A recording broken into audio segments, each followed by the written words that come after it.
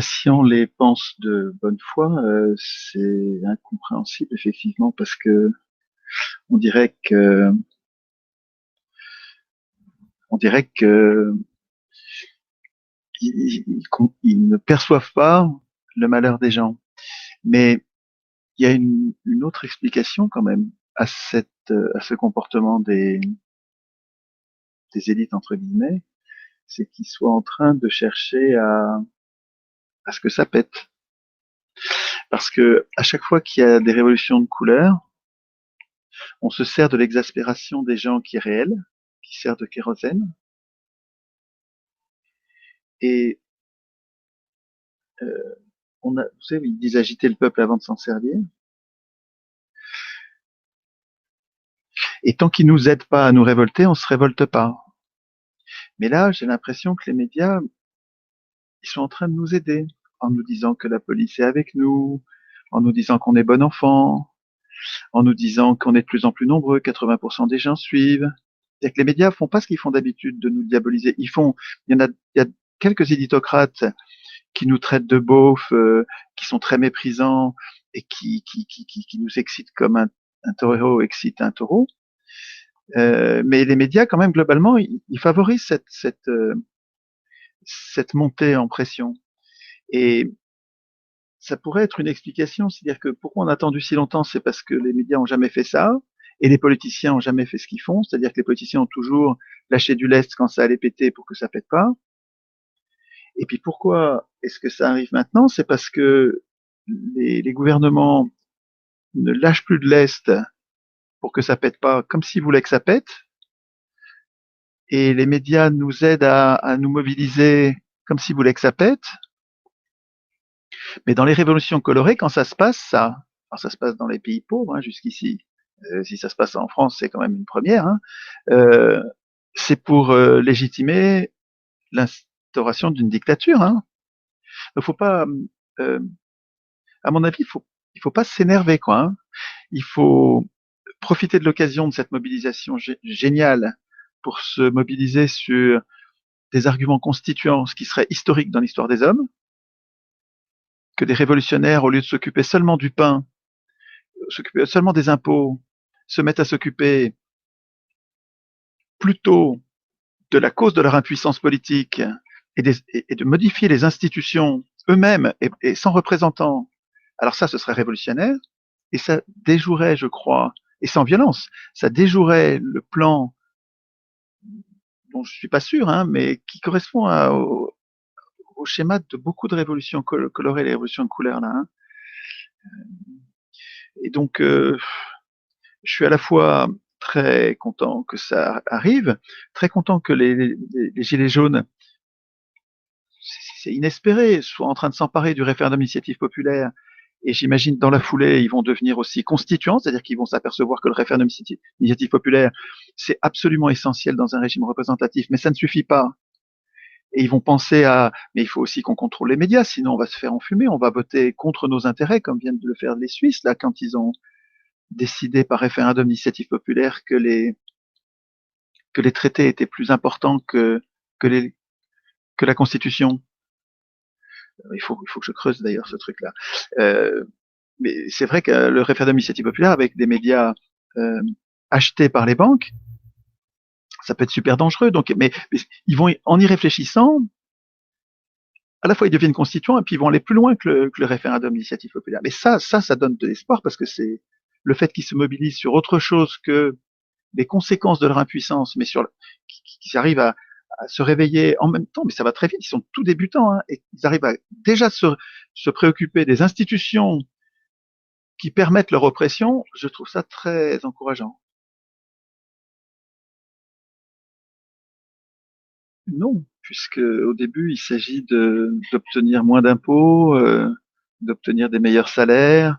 C'est-à-dire, au début, le mouvement est concentré sur ce qui est superficiel, ce qui est exaspérant, ce qui est désespérant, ce qui est révoltant, mais qui n'est qu'une conséquence ou une série de conséquences d'une impuissance politique.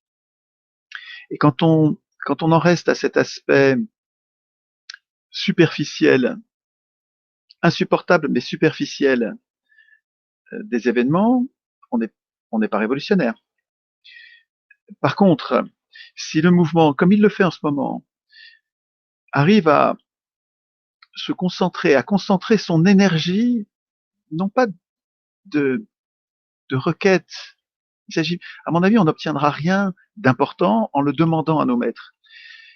Et si on arrive à modifier notre degré d'exigence par rapport à nous-mêmes, c'est-à-dire que ce qu'on veut, c'est une vraie démocratie. Alors, on commence par le référendum d'initiative populaire qui n'est pas encore la démocratie. Mais si vous commencez à réfléchir au référendum d'initiative populaire, vous êtes sur un plan constituant, vous devenez constituant et naturellement vous allez demain, après-demain être conduit à penser plus loin l'institution durable de votre puissance politique. Et alors, si des milliers, des centaines de milliers, des millions de personnes se mettent à devenir constituants,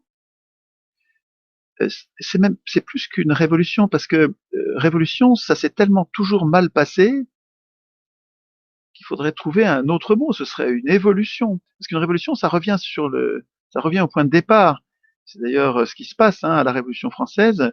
Le peuple a changé de maître, mais nous sommes restés asservis et plus asservis encore qu'avant, puisqu'on a remplacé les métiers par le salariat, ce qui est littéralement un esclavage auquel on a réussi à résister un peu avec le droit du travail, mais on est en train de se faire détruire le droit du travail précisément par Macron, donc c'est très fragile. Et donc, euh, mieux qu'une révolution, j'ai l'impression que ce qui est possible ici, c'est une évolution. C'est-à-dire que les gilets jaunes que je rencontre sur les péages, là, et que je vois sur les fils Facebook, sur les réseaux sociaux, sont en train de faire quelque chose que j'ai jamais vu dans les révolutions, c'est-à-dire des citoyens qui, euh, exaspérés, malgré leur exaspération, malgré leur impatience de changer les choses, réfléchissent aux causes de leur impuissance. Et ça me paraît euh, euh, extrêmement nouveau, ça. C'est absolument inespéré. Pour moi, j'en demandais pas tant.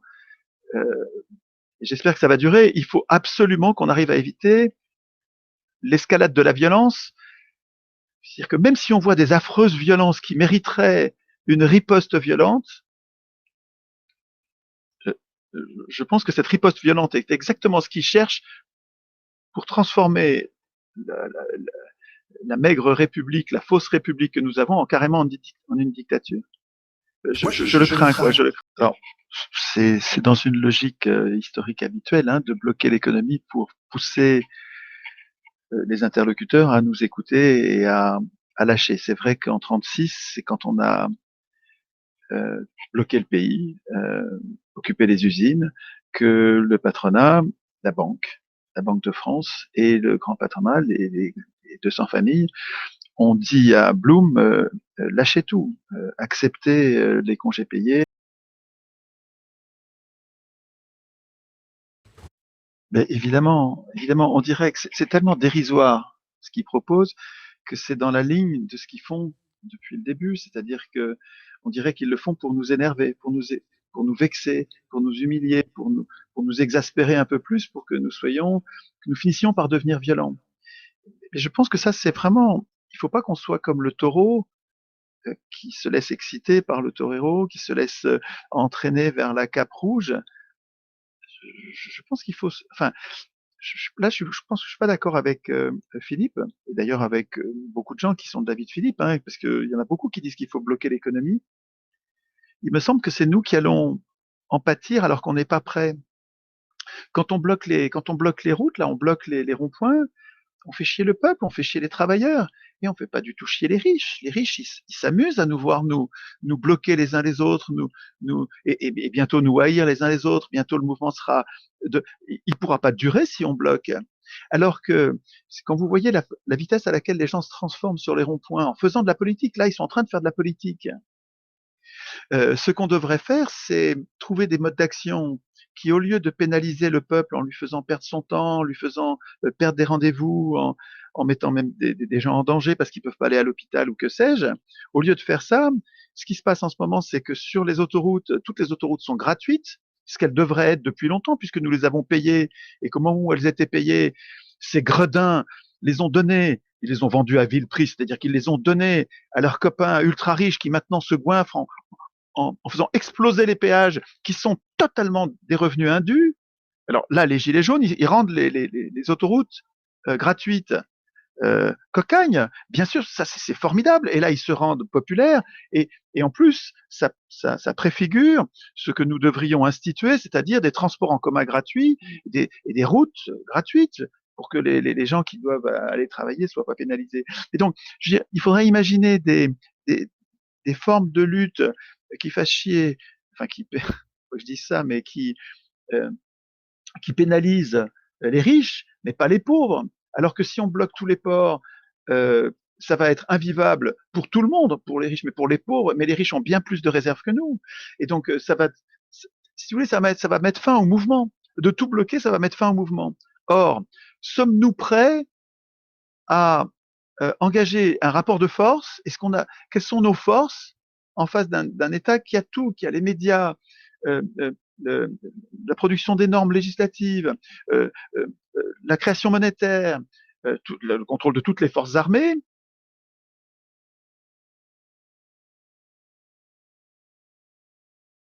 Moi, il me semble que la mobilisation ne bloque pas forcément. Le, les échanges qui a lieu sur les péages et sur les ronds-points, là, les gens qui font de la politique, euh, ils bloquent pas les gens ils les ralentissent, mais ils les bloquent pas. Et quand j'y vais, je vois, c'est toujours des gens différents, ça n'arrête pas de tourner. Les gens se mettent à faire de la politique. Si vous voulez, il y a un processus là en ce moment, au-delà des troubles que ça crée, il y a un processus de transformation des humains qui étaient de simples électeurs, qui s'occupaient pas du tout de politique. Même il y a beaucoup qui n'étaient pas électeurs, c'est-à-dire qu'ils votaient même pas, et qui sont en train de faire de la politique dans le froid, même quand il pleut. C'est incroyable, c'est héroïque ce qu'ils font. Enfin, c'est tout à fait spectaculaire. Hein. Et à mon avis, ce qui se passe là en ce moment sur les ronds-points, quand ils sont en train de réfléchir à qu'est-ce qu'on peut faire pour sortir de cette impuissance politique, ces moments-là sont beaucoup plus importants que le moment où on va faire tomber Macron. Parce que si vous faites tomber Macron sans changer les institutions, mais vous allez avoir un autre tyran à la place. S'il vous lâche une bonne augmentation du SMIC à 1 300 euros et la suppression des surtaxes, ben vous aurez toujours toutes les taxes, vous serez toujours asservi, et puis dans quelques années, l'inflation aura bouffé les 300 euros et vous serez gros gens comme devant, toujours aussi impuissants politiques. Ce qui est tout à fait original et très puissant dans le mouvement actuel, c'est la revendication du référendum d'initiative populaire et je l'anticipe, juste après va venir sûrement naturellement la revendication d'écrire nous-mêmes la Constitution. Il n'y a pas seulement le référendum, mais aussi le mode de désignation des acteurs, le contrôle des acteurs. Un bon montage. Un gilet jaune. Macron, démission. Macron, démission. Macron, démission. Macron, démission. J'ai dit Macron, démission. Macron, démission. Macron, démission. Macron, démission. Gilet jaune. Moi, gilet jaune. Demain, les gilets jaunes. Faut danser petit. Gilet jaune. Moi, gilet jaune. Demain, les gilets jaunes. Faut danser petit.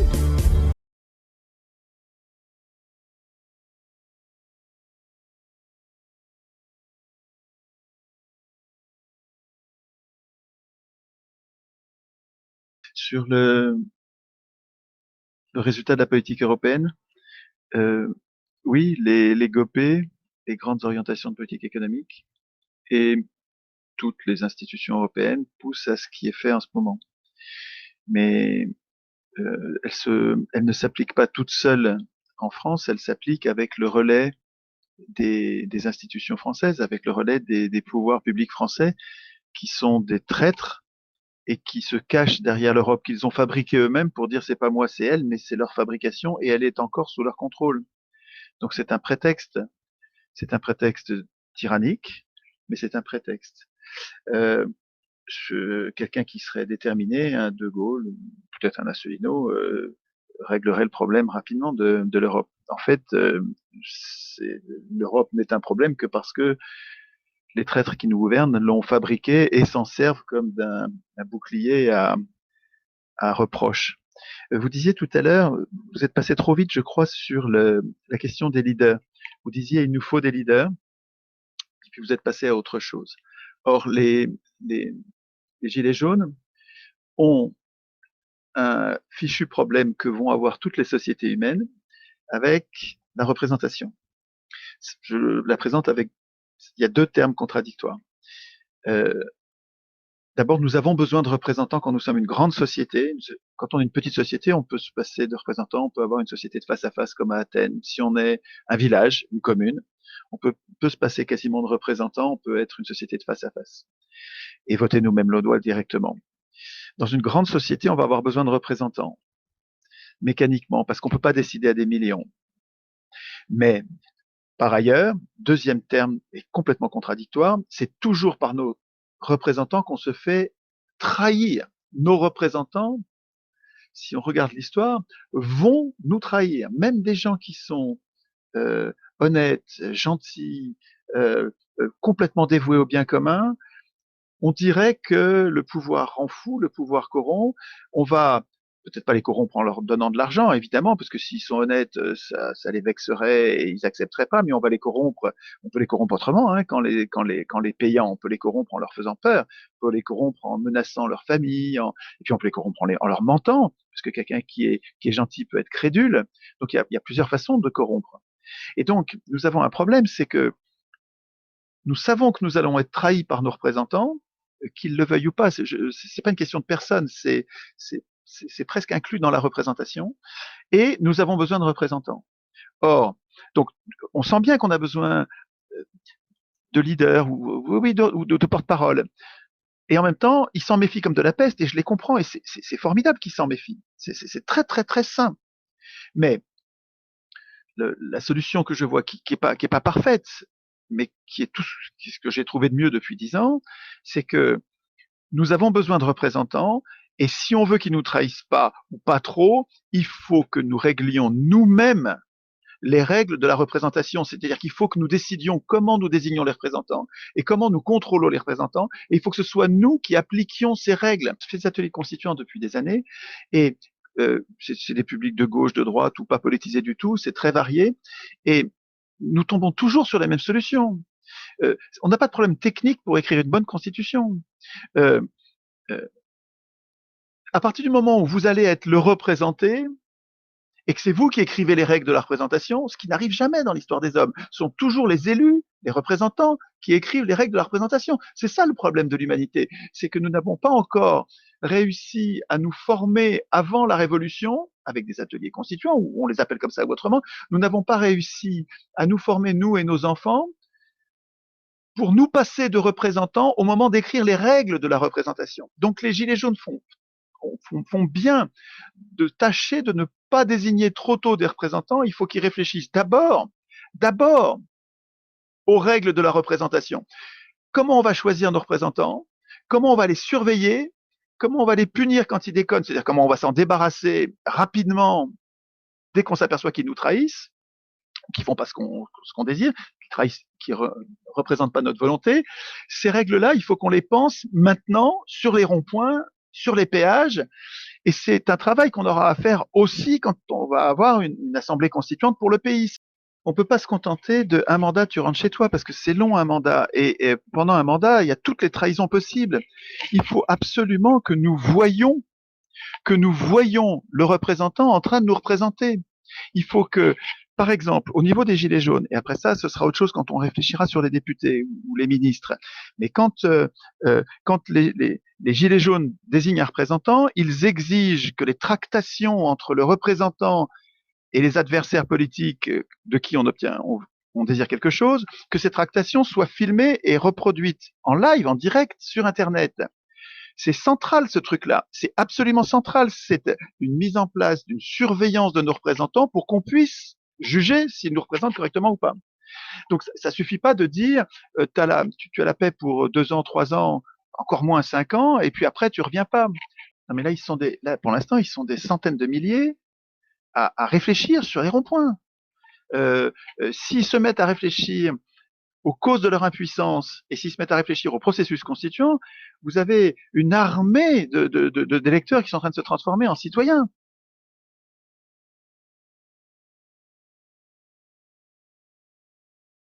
Mais c'est parce qu'ils n'ont pas encore réfléchi, précisément, c'est ce que je dis, c'est parce qu'ils n'ont pas encore réfléchi et ils n'ont pas décidé les procédures de désignation des représentants et de contrôle des représentants, de révocation des représentants, comme ils n'ont pas encore réfléchi à ça, quand ils voient des représentants arriver et qu'ils ont l'impression de mal les contrôler, d'ailleurs c'est vrai qu'ils les contrôlent mal, ils s'en méfient comme de la peste et ils ont bien raison. Ils ont bien raison. Mais c'est pas pour ça qu'ils y arriveront jamais. Il faut juste pas mettre la charrue avant les bœufs, avant d'avoir des représentants, il faut que nous désignions, il faut que nous réfléchissions aux conditions de la représentation. Et il faudra qu'on fasse la même chose quand on va instituer la société, c'est-à-dire quand on va faire une assemblée constituante. Nous, les gilets jaunes, les humains, les êtres humains, je pense au corps social qui réfléchit. Je peux pas parler des gens qui sont encore endormis et qui se foutent de tout ça. Mais ceux qui sont en train de se mobiliser là, ils sont en train de se politiser.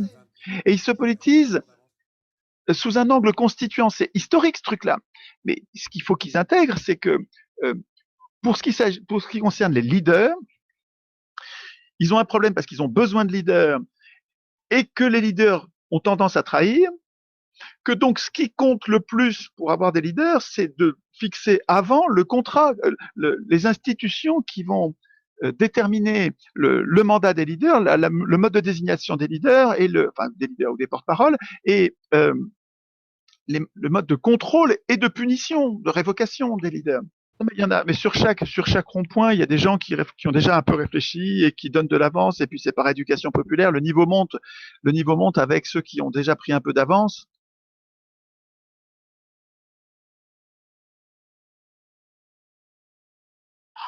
Guerre civile, c'est épouvantable, vous vous rendez pas compte. Enfin, on peut pas avoir de guerre civile, mais tout ce à quoi vous tenez s'effondre. Hein. Vous avez tout le confort, mais même pas plus que le confort. Enfin, je veux dire, faut même pas.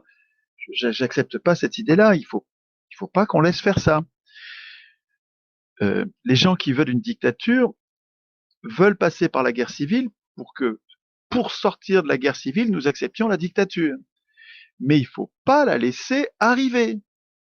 Et c'est quand même pas compliqué si on est déterminé à ne pas monter en colère contre une provocation, une incroyable injustice, une trentaine de personnes qui sont tuées de façon absolument injuste parmi les nôtres.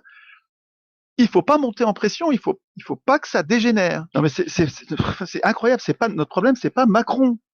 Notre problème, c'est les institutions qui permettent d'avoir Macron. Si vous vous réunissez tous à Paris, et puis comme du bétail, parce que c'est vraiment, là, on nous conduit à Paris, les gens sont en train de nous conduire à Paris comme du bétail qui va se faire massacrer. Si vous allez à Paris et que, par chance, vous arrivez à virer Macron, si vous n'avez pas changé la Constitution, vous allez en avoir un autre. Qui sera peut-être pire, qui sera même très probablement pire. Je suis en train de m'apercevoir, je suis en train de sentir que ce qu'on nous prépare, c'est pire que Macron. C'est-à-dire que c'est par ces violences qui auront été rendues possibles par ce rendez-vous dingue, tous à Paris, tous ces gens si mécontents avec toute cette exaspération, tout ce malheur à venger, qui vont se retrouver tous ensemble à l'endroit même du pouvoir. Mais vous croyez que le pouvoir va se laisser faire? Ça va être violent. Et pourquoi on n'est même pas prêt à mettre à la place un monde différent? Donc on va avoir le même cadre. C'est trop tôt, quoi. Ça va venir, hein. Mais renverser le pouvoir alors qu'on n'a même pas idée du pouvoir qu'on va mettre à la place. Mais je trouve ça débile. Et je trouve ça, mais en plus c'est ça qu'ils veulent. Enfin, on dirait que ils font tout ce qu'il faut pour qu'on fasse ça. Et on dit on va y aller, on va en découdre. C'est déconnant. On pourrait aller à Paris pour tordre le bras des médias pour qu'ils passent les messages qui ont besoin d'être passés, peut-être. Alors voilà, oui, faire des coups de force sur les médias pour que les médias passent ce qu'on a envie de passer, comme le fait Sylvain Baron. Ça, c'est une idée qui pénalise pas les pauvres et qui nous aide à mettre le doigt sur un des aspects centraux de notre impuissance, c'est le fait que les riches aient acheté les médias. Le fait que 9 milliardaires aient acheté tous les médias du pays est une dinguerie. Je veux dire, c'est absolument prioritaire pour nous. On n'arrivera pas à avoir une opinion éclairée, y compris dans le RIC. Hein. Le RIC sera déformé, sera dévoyé par ce fait-là, tant qu'on aura tous les journaux du pays, vous vous rendez compte, il n'y a que Charlie et le Canard enchaîné qui ne sont pas achetés. Tous les journaux du pays, les maisons d'édition, les manuels scolaires, les manuels scolaires en économie, tous les moyens d'information, les instituts de sondage, les agences de presse, tout a été acheté par les riches. Donc c'est quand même central ce truc-là. Et on peut quand même faire un effort pour tordre le bras de ces instituts de désinformation que sont ce qu'on appelle les médias, plutôt que de bloquer tout le monde, bloquer les ports, et ensuite essayer d'aller renverser le gouvernement. Mais vous y êtes pas, renverser le gouvernement, ça va être le bain de sang qui va justifier une dictature, comme en Égypte. En Égypte, c'est ce que je lis sur les réseaux. Je vois bien que la pression monte pour aller à Paris et que ce soit un rendez-vous qui va être décisif parce qu'on va être très nombreux. Mais on n'a pas besoin d'être très nombreux, c'est trop tôt. Ce qu'on fait déjà, rond-point par rond-point, commune par commune, partout dans le pays, mais c'est historique dans l'histoire. Les pays nous regardent en disant, putain, ils sont gonflés, quoi. Et comme dit Emmanuel Todd, il a raison. Putain, moi, je suis fier d'être français quand je vois ça. On est tous en train de se révolter partout. C'est beaucoup plus puissant. Parce qu'en plus, ça dure, même quand il pleut. Alors qu'en 68, souvenez-vous, le premier jour de pluie, le mouvement de mai 68 s'est arrêté. Il avait fait beau tout le temps pendant les événements. Alors que là, c'est beaucoup plus résistant. C'est beaucoup plus solide. Je trouve que le mouvement est beaucoup plus puissant un peu partout. Alors avec une gêne, je suis d'accord avec Philippe, c'est vrai qu'il faut créer une pression qui fait une gêne, mais on pourrait gêner les propriétaires des autoroutes. Alors, Philippe dit, ils ferment les entrées. Oui, mais attends, on a bien été capable d'ouvrir les sorties. On peut bien forcer l'ouverture des entrées aussi. Enfin, je rappelle que les autoroutes, nous les avons déjà payées. Elles sont à nous, les autoroutes, et on ne devrait pas les payer. Donc, on est complètement légitime à tordre le bras de Vinci, y compris pour les parkings, hein, tous ces parkings où on se fait racketter.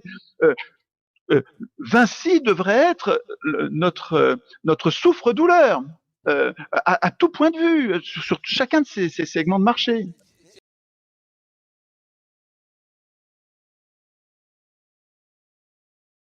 Il y a quelque chose de très important qu'il faut qu'on comprenne et qu'on se passe le mot sur les ronds-points et les péages.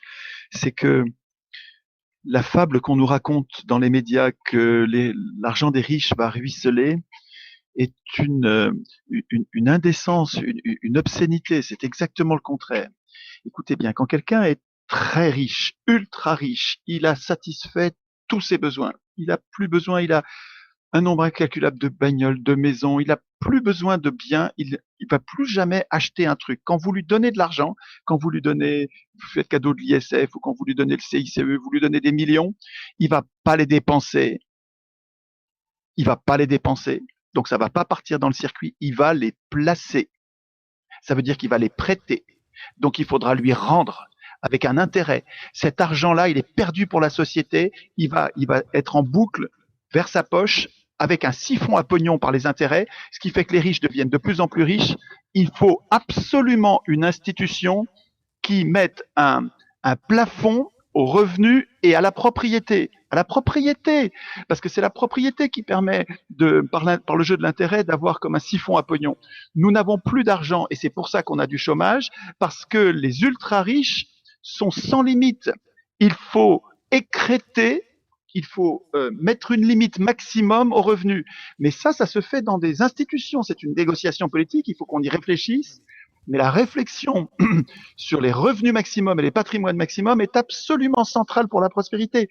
Nous avons du chômage parce que nous n'avons plus d'argent, parce que les riches prennent tout et qu'ils le gardent par construction, puisqu'ils ont tous leurs besoins satisfaits. Alors par contre, vous donnez l'argent à un pauvre, comme il a plein de besoins à satisfaire, vous lui donnez de l'argent, aussitôt il s'en débarrasse pour acheter les biens dont il a besoin, et l'argent peut servir à quelqu'un d'autre, il circule, et vous avez la prospérité qui vient de ce mécanisme-là. Là, pour l'instant, les banques créent des milliers de milliards pour donner aux riches, c'est une extravagance, il faudrait donner l'argent aux pauvres, mais 10 fois moins suffirait pour que le système redémarre. Alors, n'oubliez pas de faire le lien entre ce que vous adorez comme une vache sacrée et cette puissance des riches.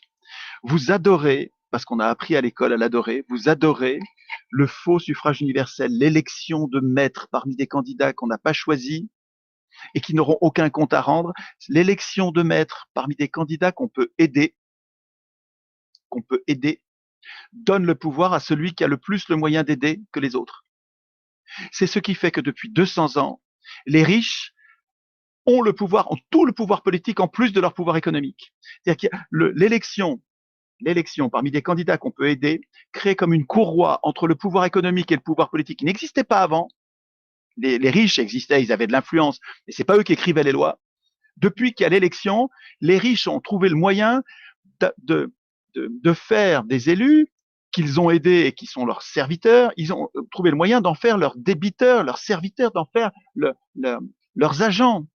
Donc, si vous voulez, toutes ces politiques qui vous paraissent aussi scandaleuses, comme si vous aviez affaire à des incompétents ou à des gens qui comprennent pas, vous dites qu'ils sont déconnectés de la réalité, mais c'est pas du tout ça.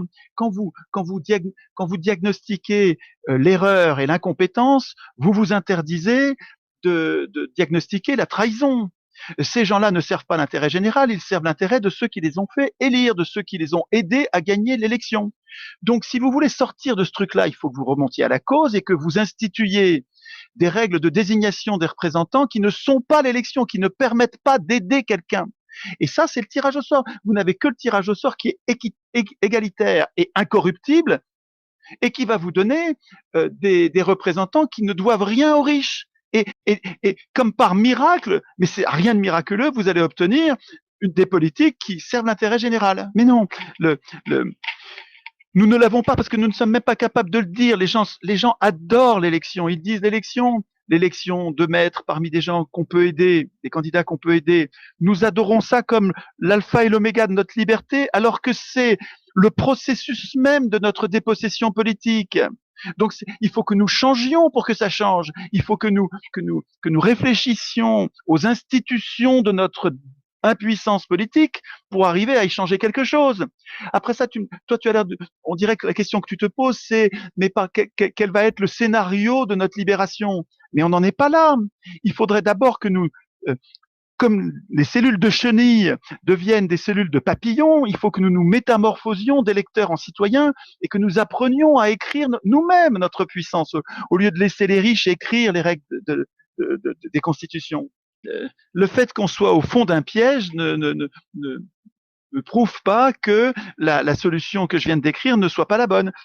Oui, on va continuer à souffrir parce que ce ne sera pas immédiat, mais ça pourrait aller très vite si, au lieu de nous préoccuper des conséquences et d'adorer la procédure du faux suffrage universel, si au lieu de faire ça, nous nous occupions des causes en imaginant le monde institutionnel, le nouveau contrat social dont nous avons besoin, si on s'en occupait sur les ronds-points et sur les péages, mais ça irait très vite. Il n'y a pas besoin d'années.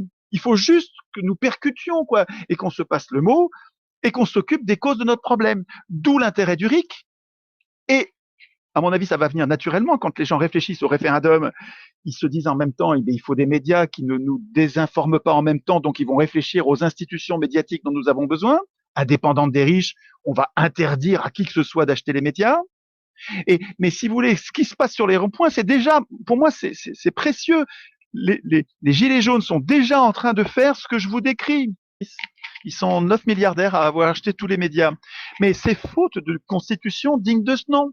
C'est parce que nous n'avons pas de constitution que les riches peuvent acheter les médias. Mais pourquoi il n'y a pas de constitution? Cherchez la cause de la cause. Pourquoi il n'y a pas de constitution? Mais c'est parce qu'il n'y a pas de citoyens constituants. Il n'y a personne, il n'y a pas un soldat pour défendre une constitution digne de ce nom. Donc le problème, il est, je rejoins Philippe quand il dit c'est notre comportement à nous qui va changer, mais moi je vois plus qu'un comportement. Bon, c'est pas contradictoire. D'ailleurs, on peut faire les deux en même temps, d'ailleurs. Hein, mais c'est en changeant notre comportement de démission du processus constituant en entraînement constituant qu'on va lancer quelque chose qui peut aller très vite. Hein, parce que quand on va être très nombreux à vouloir écrire nous-mêmes la Constitution, eh ben on va l'avoir. Parce que c'est ça qui nous manque, c'est qu'on n'est même pas foutu de vouloir le changement.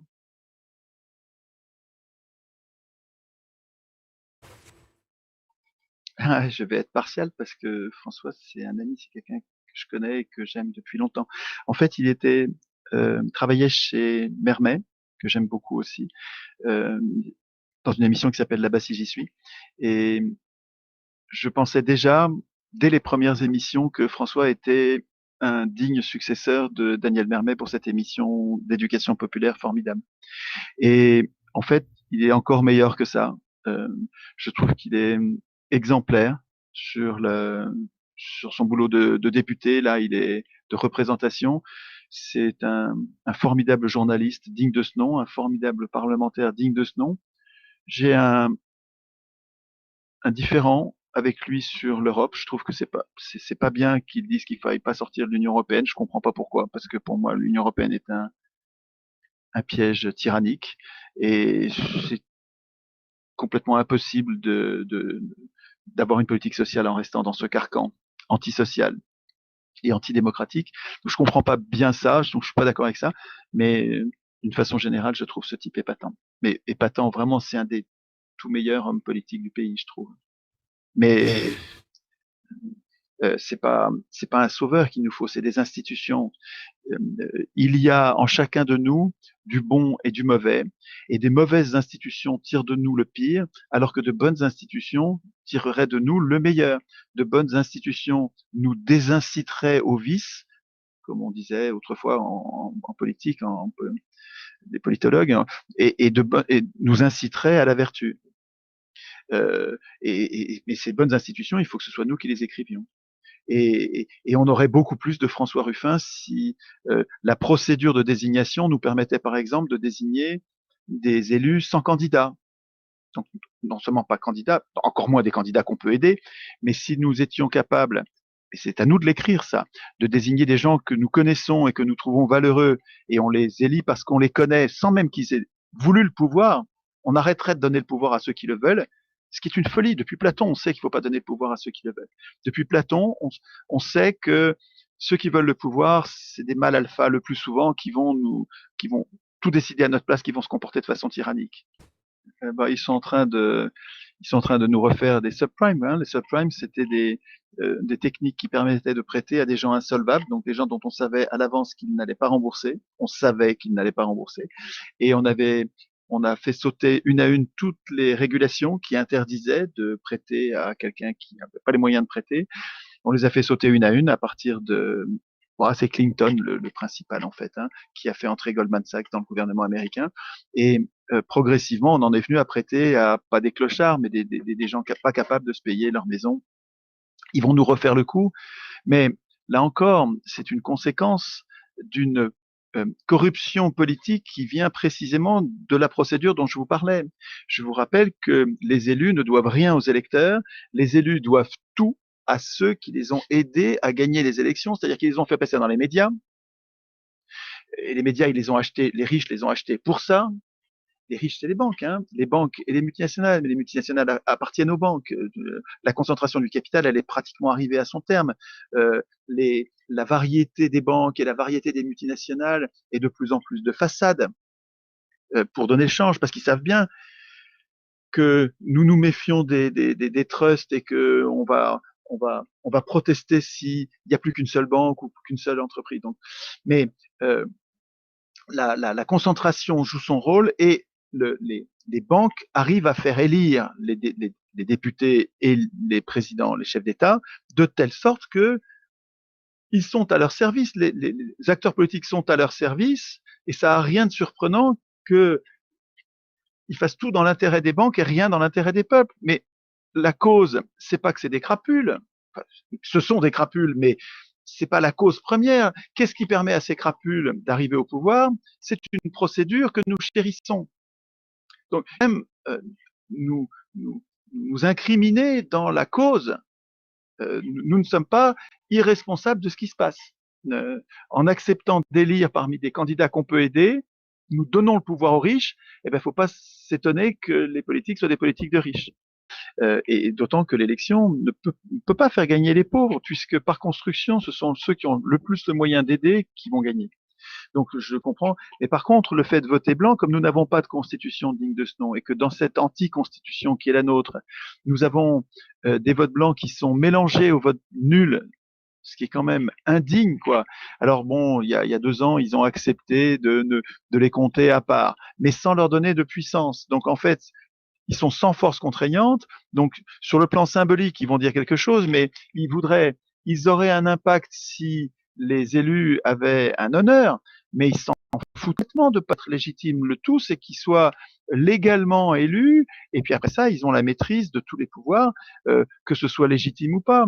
Donc voter blanc, il y a déjà le vote, les votes des extrêmes, notamment de l'extrême droite, sert à mon avis largement de vote blanc. Les gens voient que les journalistes euh, euh, diabolisent le vote de l'extrême droite et ils disent ah bah ça vous fait chier, ben je vais voter ça puisque je vais voter Le Pen si ça vous embête. Euh, mais ça n'a pas d'effet, enfin ça n'a pas l'effet voulu. Il nous faudrait une constitution qui dise si plus de la moitié, la majorité qui est requise est obtenue par des votes blancs, l'élection est annulée et tous les candidats doivent rentrer chez eux et ne peuvent plus se représenter. Donc on en veut d'autres. Mais tout ça nous fait rester dans le cadre qui, à mon avis, est mauvais parce qu'il il est antidémocratique. Ça nous fait rester dans le cadre de l'élection. Donc le vote blanc comme un pis-aller, si on n'est pas sorti de l'élection, oui, mais bon, il faudrait mieux sortir de l'élection. C'est un, c'est un aspect de la politique, mais en fait, oui, mais tous les, toute la politique donne à penser que nous sommes dirigés par des gens qui veulent notre perte, comme si nous étions dirigés par des étrangers. Non pas que j'ai peur des étrangers, pour moi les étrangers sont des amis que je connais pas encore, mais des étrangers au sens des conquérants. Il y a des étrangers dont nous avons à craindre. Je pense aux Palestiniens qui ont à craindre des Israéliens, par exemple, beaucoup à craindre. Ils vont y laisser tout, hein. C'est déjà quasiment fait. Et donc, il y a des étrangers dont il faudrait pouvoir se protéger, et il semble que nos institutions nous aient comme livrés à des puissances tristes. Ça pourrait être les riches qui, depuis toujours, n'ont pas de patrie. Il n'y a que l'argent qui compte pour eux. Et ça pourrait être une explication de cette impression générale d'être gouverné par des ennemis. Mais ça pourrait être aussi simplement des États étrangers qui craignent la concurrence de notre nation et qui ont réussi à en corrompre tous les rouages politiques, économiques, médiatiques, bancaires, informationnels. Tous les rouages ont été, tous ceux qui comptent, ont été corrompus au point que maintenant nous ne sommes plus capables de nous défendre, faute de constitution. J'y reviens toujours, mais vous pouvez l'appeler autrement si vous voulez, mais faute d'un contrat social supérieur qui rende les acteurs politiques réellement responsables de ce qu'ils font. Une constitution, ça sert pratiquement que à ça, une constitution digne de ce nom. Or, dans les constitutions du monde, de toutes celles que je connais, aucune ne permet au peuple de faire jouer une vraie responsabilité contre les acteurs politiques. Et la nôtre, la française, c'est la pire de toutes les constitutions parlementaires, de tous les régimes parlementaires. La Constitution française, ça se voit qu'elle a été écrite par un général d'armée, quoi, quelqu'un qui avait pas envie d'être emmerdé par des contre-pouvoirs, quoi. Hein. Et donc il a mis en place. Alors lui, il avait un peu d'honneur qui faisait la limite. Et puis comme il a été remplacé par des gens qui n'ont pas d'honneur. On a des bandits qui sont sans limite. Bon, mais voilà. Alors ce dont vous parliez, c'est un aspect, mais c'est beaucoup plus général que ça, quoi. Hein. Les pouvoirs n'ont pas de limite parce que nous n'avons pas appris à l'école à les désigner nous-mêmes. Et donc, il faut que par éducation populaire, nous apprenions à fixer nous-mêmes les limites. Alors, ça paraît technique quand je dis écrire la Constitution, mais trouvez un autre mot si vous voulez. Mais il faut que nous apprenions à fixer nous-mêmes les limites des pouvoirs dont nous avons tout à craindre.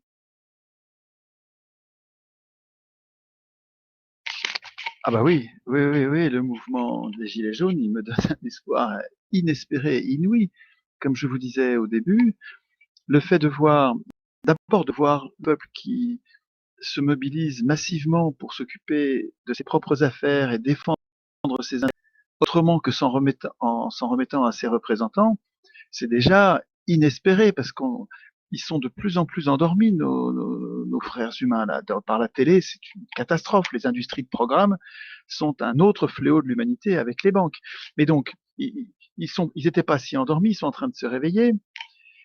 Et surtout, surprise formidable, au lieu de rester concentrés sur les conséquences odieuses qui rendent leur vie impossible, ils en sont déjà, après même pas 15 jours, ils commençaient déjà à parler des causes de leur souffrance en identifiant, en acceptant d'identifier le référendum d'initiative populaire, c'est-à-dire qui n'a rien à voir avec les escroqueries de l'article 11 actuel, euh, avec un vrai référendum, en acceptant de faire même de cette réforme-là une réforme centrale, mais ils sont éblouissants. Enfin, je veux dire, c'est inespéré. Ça donne beaucoup d'espoir. Et foutre ça par terre en allant tous s'empiler comme du bétail à Paris, là où le pouvoir est le plus fort, là où on se fera nasser le plus sûrement,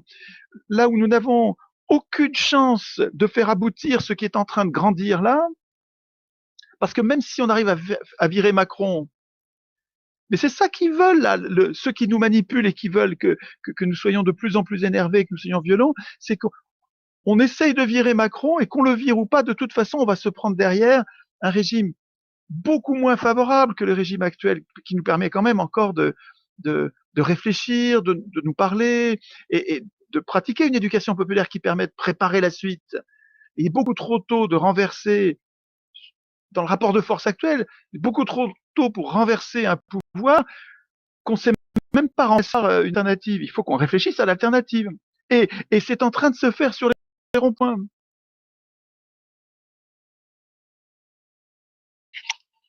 Moi, j'étais en train de noter que n'oubliez pas que désindexer les salaires, les retraites, désindexer, c'est voler les gens parce que l'inflation va manger les retraites, va manger les salaires.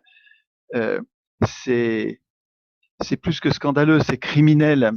Les gens qui désindexent les salaires et les retraites devraient finir en prison. C'est criminel ce qu'ils font. Ceci dit, ils le font, c'est notre faute. Ils leur font parce que nous n'opposons aucune limite. Nous acceptons d'être représentés, clients représentés. On me rabaisse au rang dégradant d'électeur, mais vous n'êtes pas obligé d'accepter ça. Vous devriez devenir constituant, c'est-à-dire redevenir le souverain, l'employeur, celui qui va dire ce représentant n'est pas mon maître, ce représentant est mon serviteur. Mais le même mot en français, représentant, veut dire la même chose. Il peut vouloir dire serviteur ou maître, suivant le contexte. Et les escrocs parlementaires, que sont la majorité parlementaire à toutes les époques, jouent avec les mots et nous disent nous sommes vos représentants, eux ils pensent maître et nous pensons bêtement serviteur. Mais si nous écrivons les règles de la représentation, ce que les gilets jaunes devraient faire quand ils vont s'entraîner à écrire les règles de leur représentation, vous allez voir que, mais moi, j'ai pas de contre-exemple. Dans tous les ateliers constituants, c'est une constante dans les ateliers constituants. Les humains débouchent sur des serviteurs qui sont des représentants qui sont leurs serviteurs. Nous n'avons pas besoin de maîtres. Personne ne veut de maîtres. Nous voulons être représentés parce que les gens ne veulent pas faire de politique, mais nous ne voulons pas être maltraités. Donc c'est vraiment, il faut arrêter de dire que c'est une question d'acteurs. C'est pas la faute des pourris, des crapules, des cyniques, des égoïstes, des menteurs, des voleurs qui nous gouvernent. Je dis pas qu'ils sont pas tout ça. Ils sont tout ça, mais c'est pas leur faute. S'ils peuvent le faire, c'est parce que nous les laissons faire. Jusqu'ici, nous nous comportons comme des enfants parce que elles nous désapprennent à faire de la politique. Mais par éducation populaire, nous devrions être capables. Alors dans cette période de gilets jaunes, c'est pas béni. Ça va marcher, ça pourrait marcher. Pourvu qu'on n'aille pas se castagner sottement à Paris pour rien. Mais nous avons là une occasion inouïe, inespérée, de faire marcher cette éducation populaire pour enfin grandir et devenir des adultes politiques, des citoyens, c'est-à-dire des citoyens constituants. Donc j'espère que ça va marcher, quoi.